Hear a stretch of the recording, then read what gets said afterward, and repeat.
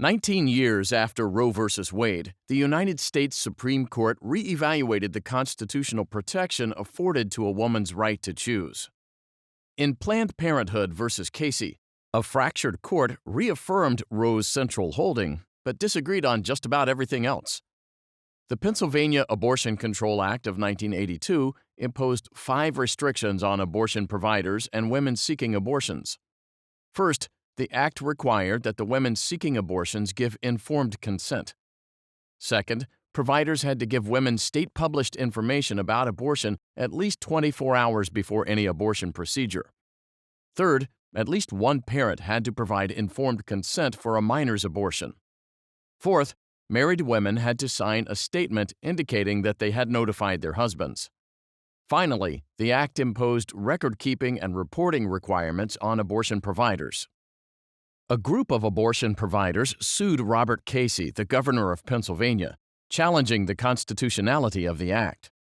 Following a bench trial, the district court concluded that all 5 of the challenged provisions were unconstitutional.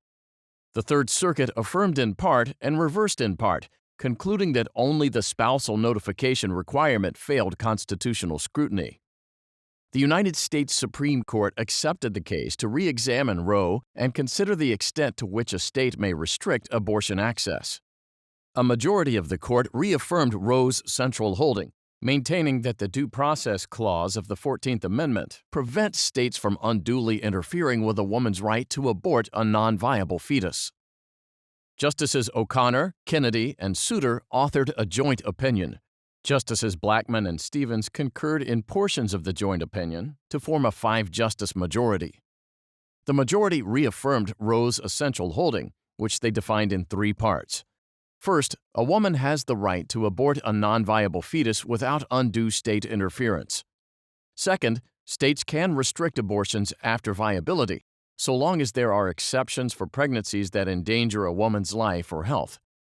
Third, states have a legitimate interest in protecting a pregnant woman's health and the life of the fetus, and this interest exists from the outset of pregnancy.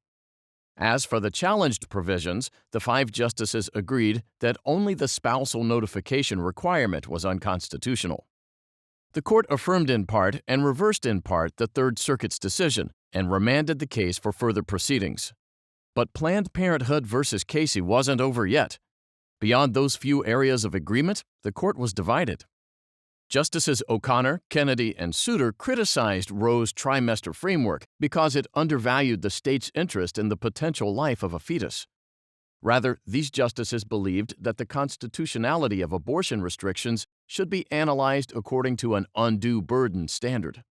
Under this standard, an abortion restriction places an undue burden on a woman seeking to abort a non-viable fetus if the regulation has the purpose or effect of placing a substantial obstacle in her path. Justice Stevens concurred in part and dissented in part. Stevens defined the undue burden standard more broadly. For Stevens, a burden is undue if it is too great or if it lacks a legitimate, rational justification.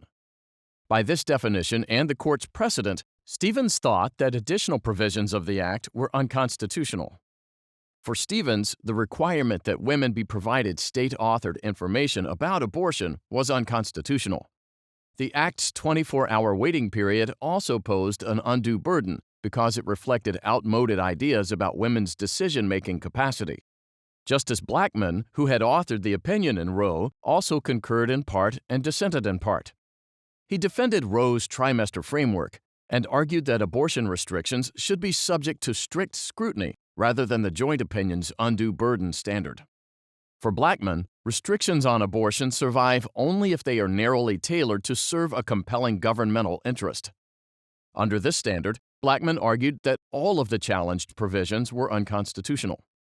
Chief Justice Rehnquist, joined by Justices White, Scalia, and Thomas, concurred in part and dissented in part.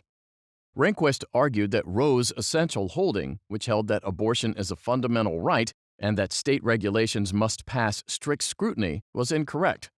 Rather, states can regulate abortions in ways rationally related to a legitimate state interest.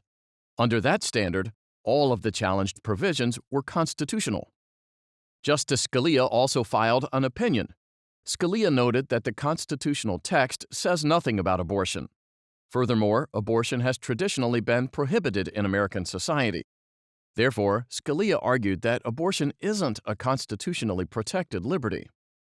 After nearly 2 decades of debate, the Casey Court definitively affirmed the central holding of Roe v. Wade. Since then, the court's interpretation of the Due Process Clause is still good law. Abortion cases since Casey have focused on whether a challenged restriction poses an undue burden on a woman's right to choose.